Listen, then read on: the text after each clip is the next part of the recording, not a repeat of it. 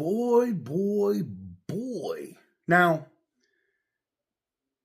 while this does come from sources today, I just don't see any way in hell they'll be able to get this car to market before 2026, maybe 2027.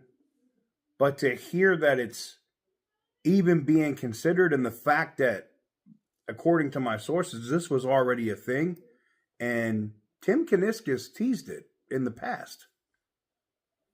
We're talking about the Cuda. So, before Tim Kuniskis left Stellantis and Dodge, there was a time where they were teasing vehicles that were under these tarps.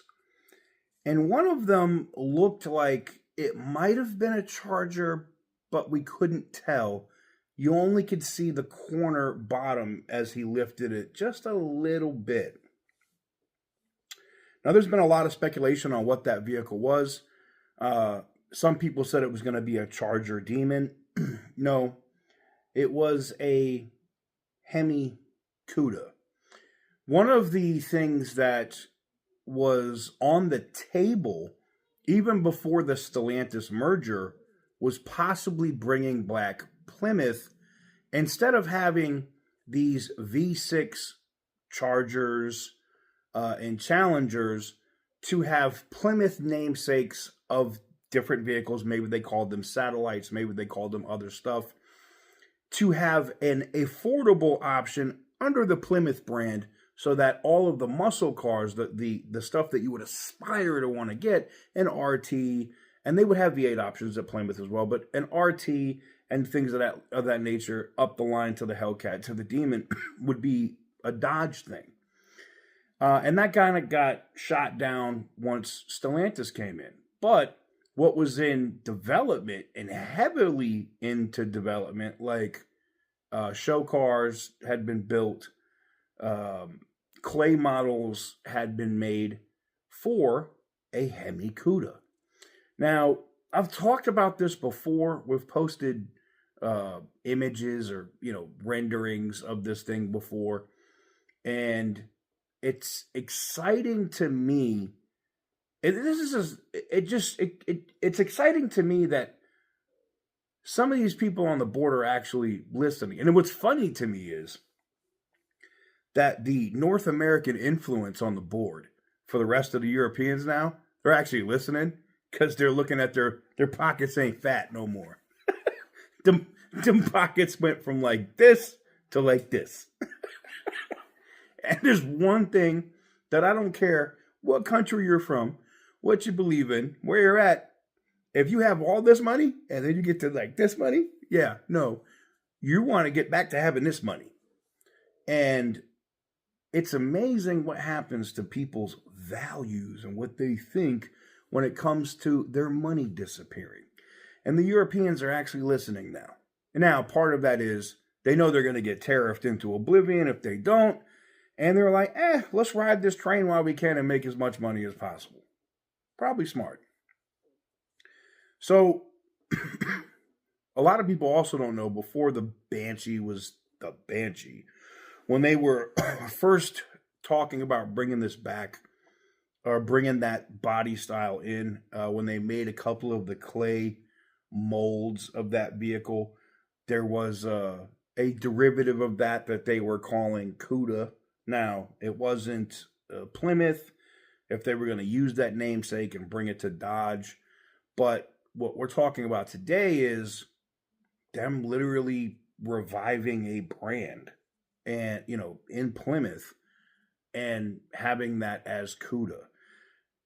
Other things that they're talking about at the board that are exciting in terms of at least profitability, if you own these shares, are maybe they bring back the Neon. Now, the Dart was an absolute friggin' disaster.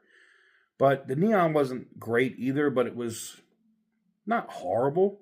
You could bring back the Neon. You could bring back a Dodge Omni or a Plymouth Omni, whatever you want to call it, to have that super affordable, sub $20,000 car.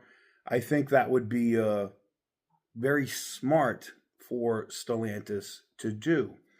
But I digress. What do you think about a Cuda? Now, The difference is if they were to bring back Plymouth, or if it's just the Cuda and it's its own thing, like Viper was, right? Because it was Dodge Viper, and it's just Viper, or how they did Ram, where they split Ram off from Dodge. If Cuda is just its own thing, and it's just one vehicle, would you buy it if it was a Hemi Cuda? I just find it extremely interesting that the board at Stellantis has opened their horizons now that Tavares is magically out to consider using these Hellcat engines again. And consider, now I already know, I got like 30 emails yesterday alone with guys that bought these Demon 170s and these last call red eyes. If they bring these back, TK, I think we're going to sue. I've already talked to my other buddy who invested with me on this car. And I was like, the fact that you invested on a mass-produced car makes you an idiot. If you bought it because you love the brand and you want to enjoy it, and yeah, could it be a collector's item later? Sure. But it's not a Lamborghini. It's not even, it's not a Ferrari. It's not a vehicle that's going to consistently appreciate in value in the next 10 years. So you being salty because they're going to bring back a Hellcat engine or a V8 when they said they weren't, this happens all the time in automotive. I mean, the Durango's been dead, what, twice? Hellcat? Like, they weren't going to make any more after the first run, then they made another 3,000, and now it's back again. Really? But I'd love to know what you guys think in the comment section down below. Would you buy a Hemi Cuda? And, you saw it in the thumbnail, what I posted, what it could possibly look like. But Butter the Insider has a video on this. You should go check it out, where Tim Kuniskis, long before he was retiring, kind of teased that car. Just a little bit. Let me know what you guys think. As always, stay petty, my friends.